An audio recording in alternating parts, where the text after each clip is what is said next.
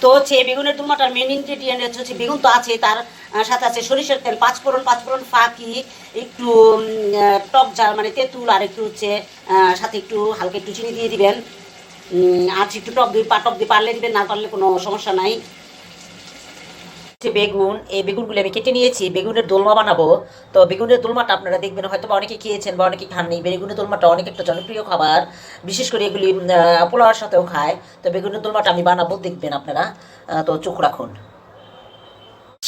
বেগুনের দোলমা রান্না করার জন্য আমি হচ্ছে এগুলি ভেজে নিচ্ছি।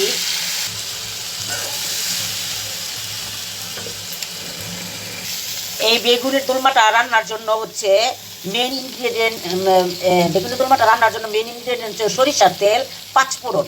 তো হচ্ছে এই হচ্ছে আমার সরিষার তেল, আর হচ্ছে পাঁচফোড়ন আর পাঁচফোড়ন ফাঁকি দিয়ে আমি এটা রান্না করবো, এখন ভেজে নিচ্ছি। তো হচ্ছে বেগুনের দোলমা রান্না করার জন্য যে আমি সরিষার তেল দিয়ে দিচ্ছি। আমার বেগুনের দোলমাটা অল্প, এই জন্য আমি বেগুনের তেল আমি পরিমাণ মতোই দিয়েছি। দিচ্ছি যে পাঁচফোড়ন, আবার দিব পাঁচফোড়ন ফাঁকি, দিচ্ছি পেঁয়াজ,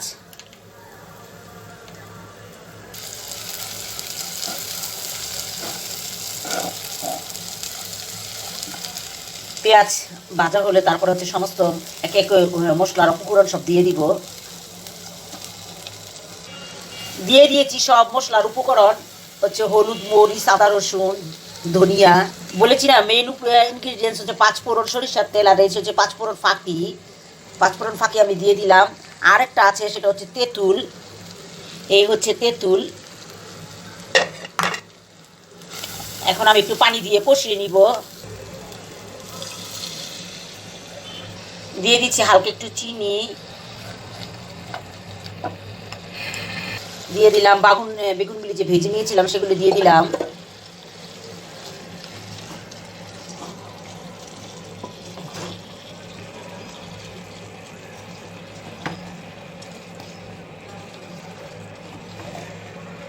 এখন হচ্ছে আমি একটু গরম পানি দিয়ে দিব, যেহেতু চুলার জাল কম।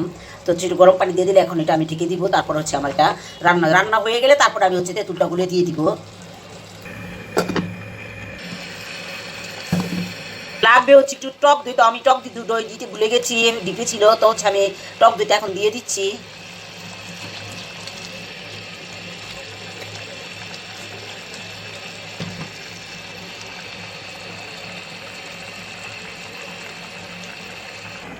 এখন তেঁতুলটা আমি ডলে নিয়ে তারপর হচ্ছে এটা আমি তেঁতুলটার ক্লাকটা আমি দিয়ে দিব।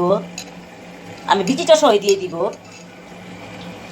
তো এই দিয়ে দিচ্ছি আমি তেঁতুল ক্লথটা, এই কাঠটা দিয়ে দিচ্ছি। এতে তেঁতুল কাঠটা হচ্ছে দিয়ে দেওয়ার পর হচ্ছে একদম ভুনা ভুনা এটা আমি নামাবো। তো আরও হয়ে নিক, একটু টক লাগবে, একটু মিঠা মিঠা লাগবে, যেহেতু চিনিও দিয়েছি। আমি একটু মুখটা একটু চিড়ে নিয়েছি, দিয়ে দিলাম ধনে পাতা কুচি,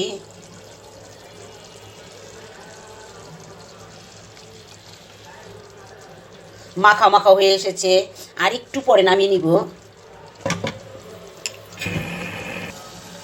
হয়ে গেছে বেগুনের দোলমা, এখন এটা নামিয়ে নিব।